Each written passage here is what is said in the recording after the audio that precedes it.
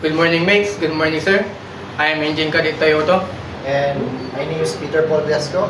And I'm Cadet Soriano. And we are Group 2.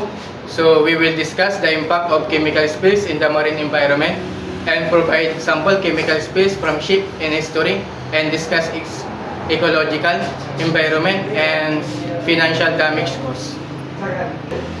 Chemical spills in the marine environment pose a significant threat to the delicate balance of marine ecosystems, causing widespread ecological, environmental, and financial damage.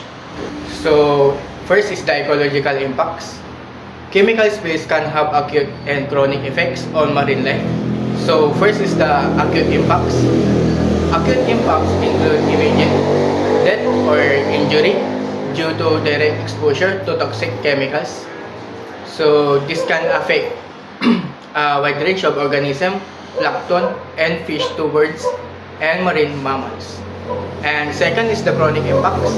Chronic impacts can manifest over time, leading to developmental abnormalities, reproductive issues, and weak immune system in marine organisms. So these effects can disrupt food webs and have long-term consequences for the health and resilience of marine ecosystems. And next is environmental impact. Chemical spill can contaminate water, sediment, and coastal habitats. First one is water contamination can lead to oxygen depletion, making it difficult for marine life to survive. Second one is coastal habitat contamination can damage sensitive ecosystem like mangroves, coral reef, and seagrass bed, leading to loss of biodiversity and habitat for marine species. Financial impact. Chemical spill can have significant financial consequences. So first example is closure of fisheries.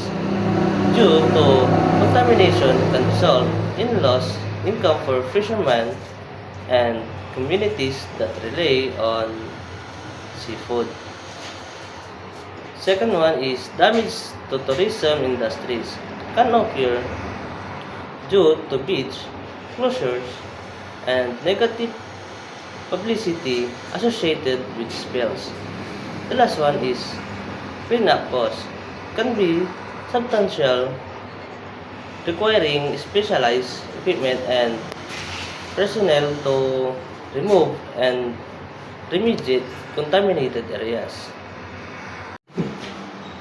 So the next is chemical spills. From ships have a long and unfortunate history, leaving behind devastating ecological, environmental, and financial consequences. So here are some examples. So the first example is the Torrey Canyon oil spill, 1967. So what happened? The supertanker Torrey Canyon ran aground off the coast of Cornwall, England, spills an estimated 36 million gallons of crude oil. So the first is ecological damage.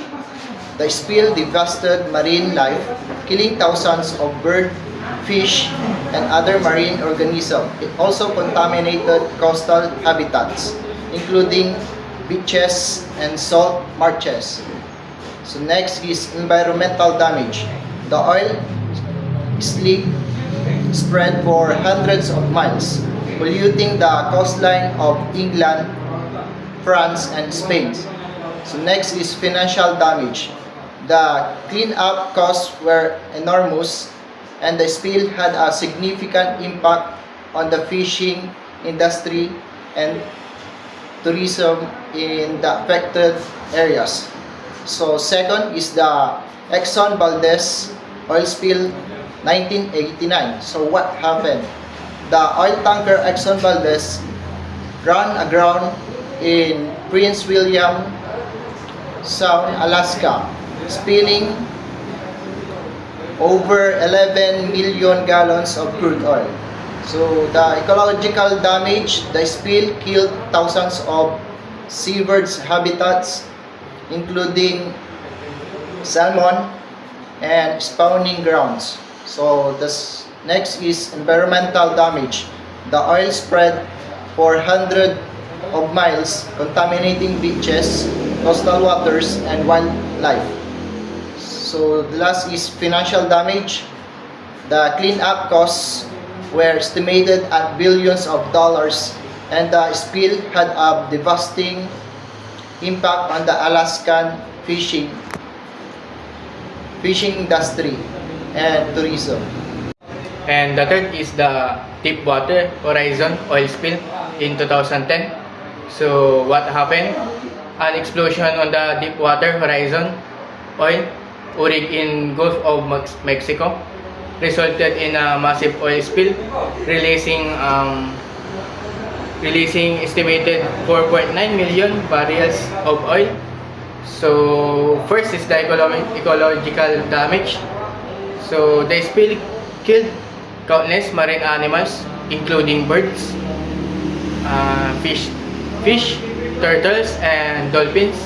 It also damaged sensitive coast habitats, including marshes and coral reef. And second is the environmental damage.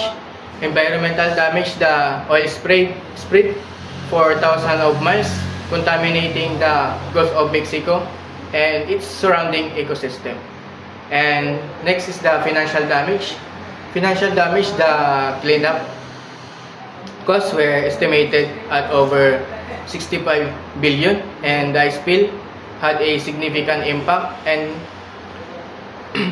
on the Gulf Coast economy, including fisheries, tourism, and coastal communities. And last is the MV Express Pearl plastic spill in 2021. So what happened? The container ship MV Express Pearl caught fire and sank off the coast of Sri Lanka, releasing over 1,680 metric tons of plastic pellets. So the ecological damage is the plastic pellets contamination beaches and coastal waters, posing a threat to marine life. And environmental damage, the plastic pollution is a long-term threat as it can persist in the environment for centuries. And last is the financial damage. Financial damage, the cleanup costs were significant and the spill had a negative impact on Sri Lanka's tourism and fishing industries. And next is that Philippines has experienced several chemical spills incidents in recent years, leading to environmental health and economic concerns.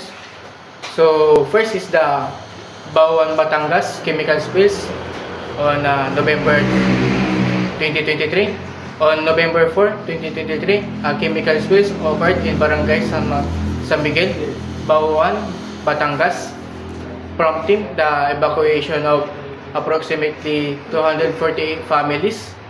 And the spill happened during the loading of solvent naphtha, an addictive use in paints and thinners due to an untightened drain plug and a storage tank.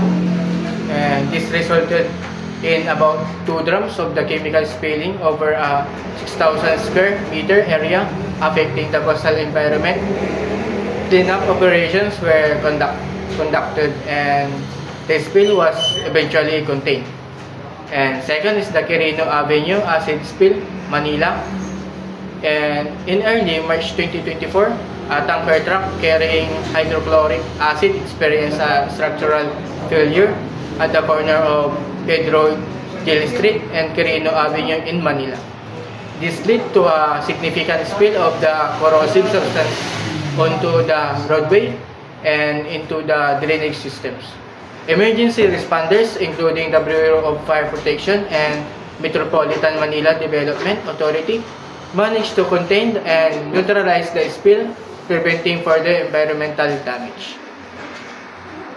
So the third is the Davao River caustic soda spill on August 2022. On August 1, 2022, a tanker truck transporting caustic soda, sodium hydroxide, crashed near the Swan River in Marilog District, Davao City. The accident resulted in the chemical spilling into the river, leading to contamination and reports of fish kills.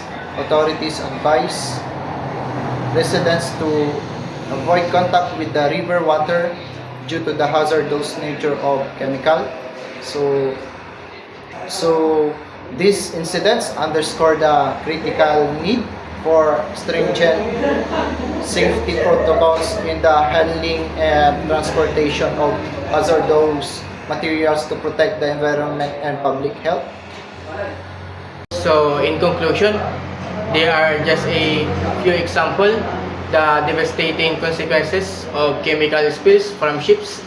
It is crucial to learn from these incidents and implement stricter regulation, improve safety measures and responsible shipping practices to prevent future disasters. So that's all concludes our discussion. So thank you for listening and watching.